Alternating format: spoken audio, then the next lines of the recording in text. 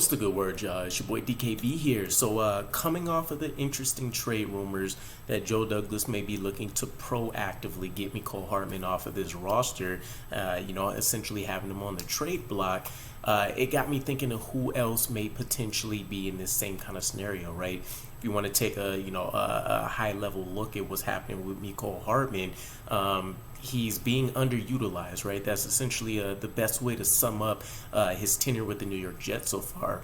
I wouldn't say he's being misused, a la Elijah Moore, because we're putting him in situations that his athletic, traits allow him to. Jet sweeps, or at least situations where you can call for something like a jet sweep, and then of course the deep routes and stuff like that. Obviously, the intent coming in, and again, how this was proposed to us as fans, and kind of the roster as a whole, was that we wanted to expand what Mecole Hardman has been able to do since his time with the Chiefs, and that hasn't been done, right? We've had Nathaniel Hackett's version of the truth, which is that we've been behind in games. It's taken us away from run scenarios where we could do things like jet sweeps and end arounds with them. And then, of course, once we got behind in games and once we had to switch to Zach Wilson, we ended up running more 2 and 3 tight end personnel sets, which diminished the ability for Mecole Hardman, let alone anybody outside of Garrett Wilson or Allen Lazard, to legitimately hit the field, right? Same situation that you can say Jeremy Ruckert's in. So, taking a look at this roster, Michael Carter is a guy that we've had some trade rumors swirling for some time, right? Even as recent as this draft, we thought he was somebody we can unload, and the rumors came up again once we drafted Izzy. This would be a perfect scenario that maybe satisfies all parties, right? I don't think Michael Carter necessarily wants to go anywhere. A lot of people are going to focus on the blow up against running back coach Taylor Umbry that we seen a couple weeks ago, but Michael Carter is a competitor, as we know, maybe not as fiercely passionate in the open as we've seen from a guy like Garrett Wilson, but the team only has great things to say, right? We've heard about all of the leadership traits and how much Robert Saleh, the coaching staff, and the players alike, the high regard that they hold Michael Carter to. Ultimately, though, much like I said with CJ Uzomah, you don't pay guys to be good guys. We need the production on the field to match. And this isn't a knock against Michael Carter to say that he hasn't been productive. Keep in mind, at one point, prior to us drafting Breece Hall, because we never thought it was a realistic possibility, we looked at him as potentially a long-term, RB1 after his rookie season. So the skill set is there. The on-field production is there enough to say that this could be a quality guy in the league, for however long he wants to be. But ultimately right now, the opportunities don't match what the production could be, right? At this point, taking a look at the state of the New York Jets running back room, it's Breece Hall and it's everybody else. And at this point, with us taking him off of the pitch count, you could probably say that 80+% of the rushing attempts are going to go to Breece Hall. Nobody's excited about Dalvin Cook taking any snaps with the way we've seen him run.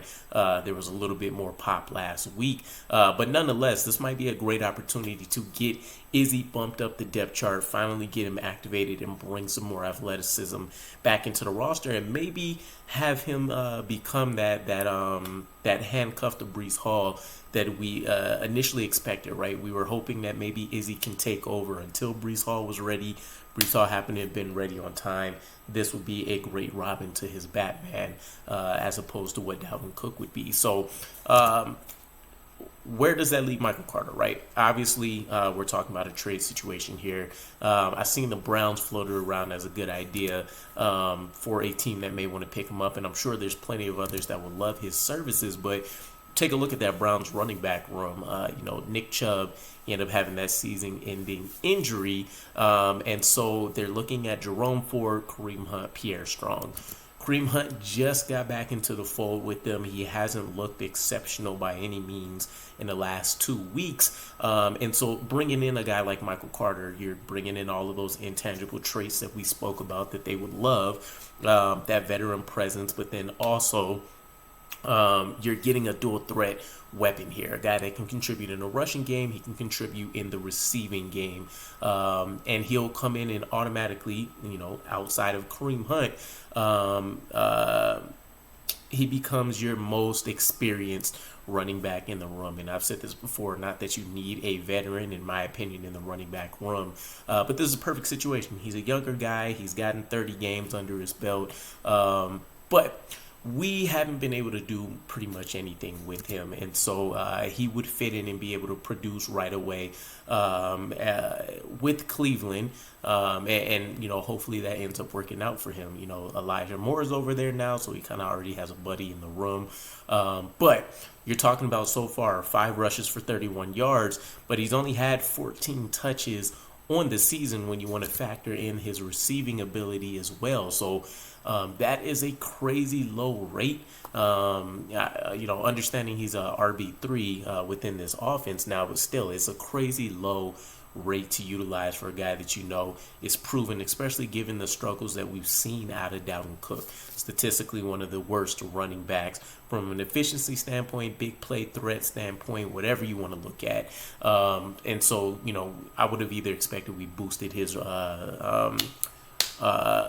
rushing opportunities already, or there would have been some other factor here. Doesn't seem to be any kind of issue, and so here we are proposing a trade to the Browns to kind of help us out.